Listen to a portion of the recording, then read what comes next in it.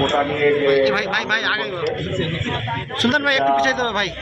আজকে আমাদের আপনারা নিশ্চয়ই জানেন যে ইতিমধ্যে প্রধানমন্ত্রী এই বিষয়ে পদক্ষেপ নেওয়ার জন্য আমাদের 3-4জন মন্ত্রীকে দায়িত্ব দিয়েছে।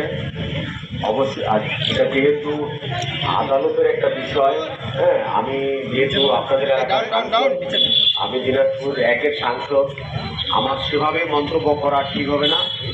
এটা অবশ্যই একটা যৌক্তিক জায়গায় আসবে বলে আমি মনে করি,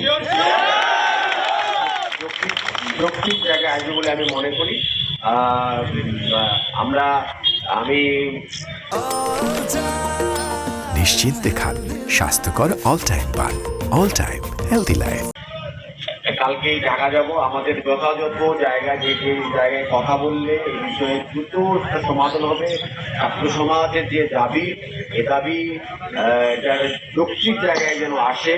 আমরা মুক্তিযুদ্ধের পক্ষের মানুষ, আমরা মুক্তিযুদ্ধের এই দেশটা কিন্তু আমরা 30 লক্ষ মানুষের জীবনের বিনিময়ে 2 লক্ষ মামুলি ইজ্জতের বিনিময়ে কিন্তু এদেরকে আমরা স্বাধীন করেছি। তাদেরকে আমাদেরকে সম্মান করতে হবে, কিন্তু এইটা আজকের এই বাস্তবতায় আমরা মনে করি যে একটা যৌক্তিক জায়গায় আসা দরকার। আজকে 30% যে মুক্তিযোদ্ধা কোটা, 10% মহিলা কোটা, 10% জেলা কোটা, 10% নৃতাত্ত্বিকদের কোটা, 1% প্রতিবন্ধী কোটা, এই তো 56% কোটা।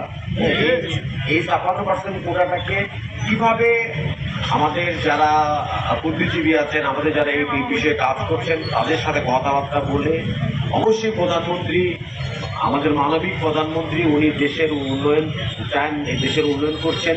আমাদের এলাকায় এত বড় বিশ্ববিদ্যালয় উনি তো করে দিয়েছেন।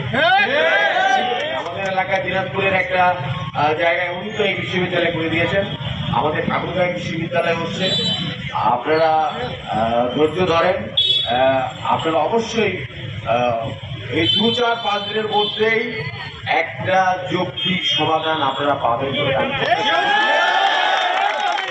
আমি আমার একটা অনুরোধ, আমরা যেন এটা নিয়ে বিশৃঙ্খলা না করি, আমরা যেন কোনো হইহাল্লা না করি, আমরা যেন কারো ক্ষতি না করি, আমরা যেন গাড়ি ভাঙচুর না করি।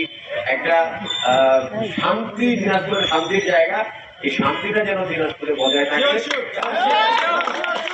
আপনারা সবাই ভালো থাকেন, দেখা হবে। জয় বাংলা, জয় বাংলা।